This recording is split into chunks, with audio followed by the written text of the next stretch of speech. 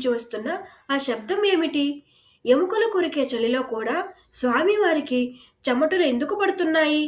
ఇప్పటి వరకు ఎవరూ చెప్పని తిరుమల మిస్టరీస్ ఇక్కడ చూడండి. మొదటిది, మీరు ఎప్పుడైనా గమనించారా?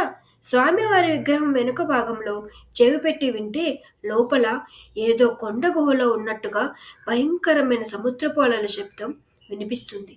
అసలు సముద్రం ఎక్కడో వందల కిలోమీటర్ల దూరంలో ఉంది. మరి విగ్రహం లోపల నుండి ఆ సౌండ్ ఎలా వస్తుంది? ఇది ఇప్పటికీ ఒక అన్సాల్వ్డ్ మిస్టరీ. గర్భాలయంలో స్వామివారి ముందు వెలిగే ఆ దీపాలు ఉన్నాయే, అవి కొన్ని వేల సంవత్సరాలుగా ఆరిపోకుండా వెలుగుతూనే ఉన్నాయి.